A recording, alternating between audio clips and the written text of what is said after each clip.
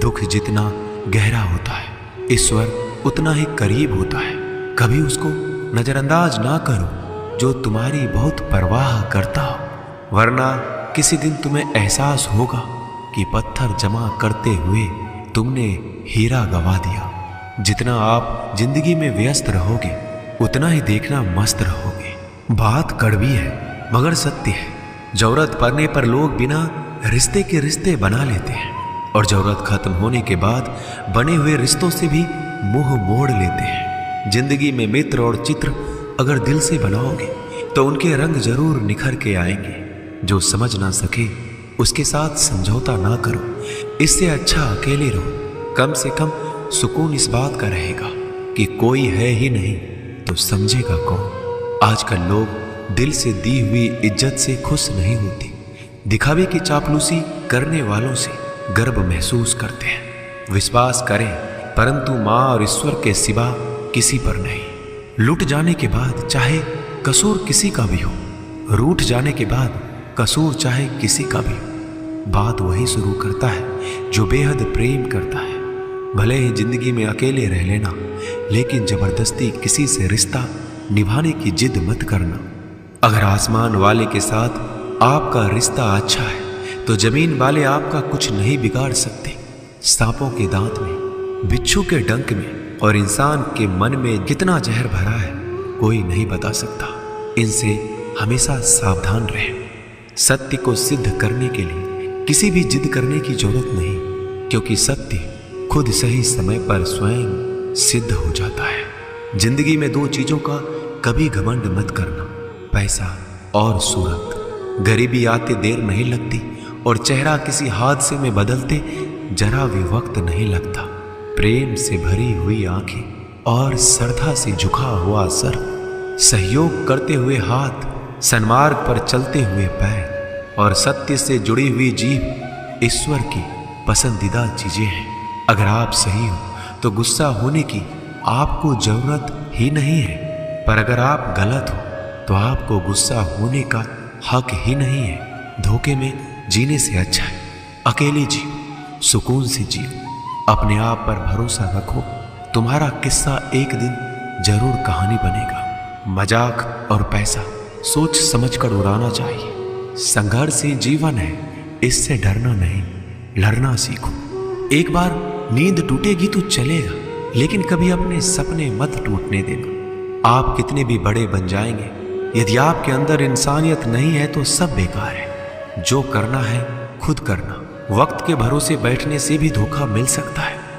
जिंदगी का एक उसूल बनाओ कि तुम्हारी इज्जत जो नहीं करता उसके पास कभी नहीं जाना, क्योंकि जीवन में क्या होगा, या तो कुछ अच्छा होगा या बड़ा होगा। जो भी होगा हमारे कर्मों का ही फल होगा। जिस प्रकार दिया तेल के बिना नहीं जल सकता, इसी प्रकार मनुष्य भगवान की कृपा दृष्टि के बिना जीवन में सफल नहीं हो सकता। जीवन में कोई भी काम करने से पहले एक बार भगवान का स्मरण करना जरूरी है कि मैं जो करने जा रहा हूँ वो भगवान को स्वीकार होगा या नहीं। ऐसा करने से आप जीवन में कोई गलत काम नहीं करेंगे। किसी का भला नहीं कर सकते तो बुरा भी मत करो। यदि सम्मान नहीं कर सकते तो बेवजह अपमान भी मत करो। तुम जिसकी जितनी परवाह करोगे उतनी तकलीफ पाओगे, और जिस दिन तुम लोगों की परवाह करना छोड़ दोगे, लोग तुम्हें तकलीफ देना छोड़ देंगे। क्या लेकर आए हो और क्या लेकर जाओगे? ये जीवन 2 दिन का मेला है, एक दिन सब यहीं छोड़कर जाओगे। समझदार व्यक्ति कभी बदले की भावना नहीं रखता, क्योंकि वह जानता है भगवान सही कर्म और सही समय आने पर सबका हिसाब करते हैं। जबरदस्ती मत मांगना जिंदगी में किसी का साथ। कोई खुद चलकर आए उसमें खुशी कुछ और ही होती है। संगत का विशेष ध्यान रखें, क्योंकि सफलता हमेशा अच्छे विचारों से आती है और अच्छे विचार अच्छे लोगों के संपर्क से आते हैं। या तो चुप रहिए या फिर ऐसे शब्द बोलिए जो मौन से ज्यादा कीमती हो। सत्य अपने लिए रखना, प्रेम दूसरों के लिए, करुणा सबके लिए रखना, यही जीवन का व्याकरण है। फूल कितना भी सुंदर हो, तारीफ खुशबू से होती है। इंसान कितना भी बड़ा हो, कद्र उसके गुणों से होती है। एक बार एक गांव में एक साधु रहता था। जो भगवान पर बहुत विश्वास रखता था। एक बार की बात है, वह साधु पेड़ के नीचे बैठा था और भगवान को याद कर रहा था और अचानक ही वहां बाढ़ आ गई। चारों तरफ पानी ही पानी था। सब लोग अपने आप को बचाने के लिए ऊपर पहाड़ की तरफ भागने लगे। उनमें से एक आदमी ने देखा इस हालत में भी साधु जी भगवान की तपस्या कर रहे हैं और सोचा कि ये अपने आप को बचाने के लिए कहीं क्यों नहीं जा रहे हैं। तो उसने उस साधु से बोला, अरे आप क्यों नहीं जा रहे हो? आप मेरे साथ ऊपर पहाड़ की तरफ चलो, नहीं तो डूब जाओगे। साधु बोला, अरे हमें क्या होगा? मैं भगवान की इतनी तपस्या करता हूँ कि मुझे कुछ नहीं हो सकता। भगवान खुद मुझे बचाने आएंगे। धीरे धीरे पानी साधु की कमर तक आ गया और अब लोग वहां से नाव लेकर निकलने लगे। उनमें से एक ने साधु से कहा, अरे पानी आपके कमर तक आ गया है, आप हमारे साथ चलिए। साधु ने कहा, नहीं नहीं, भगवान मुझे खुद बचाने आएंगे। और वो नाव वाला भी वहां से निकल गया। कुछ देर बाद पानी इतना बढ़ गया कि साधु के सर तक पहुंच गया। अब लोगों को बचाने के लिए हेलीकॉप्टर से निकालने लगे। एक हेलीकॉप्टर साधु के पास आया, जो कि आखिरी हेलीकॉप्टर था। साधु के पास नीचे रस्सी फेंकी और बोला, इसे पकड़ो और ऊपर आ जाओ, नहीं तो आप डूब जाओगे। यह आखिरी हेलीकॉप्टर है और आपके पास में कोई दूसरा रास्ता नहीं है बचने के लिए। साधु ने कहा, यह रस्सी आप वापस खींच लो और चले जाओ। मुझे भगवान के ऊपर भरोसा है, वो मुझे बचाने जरूर आएंगे।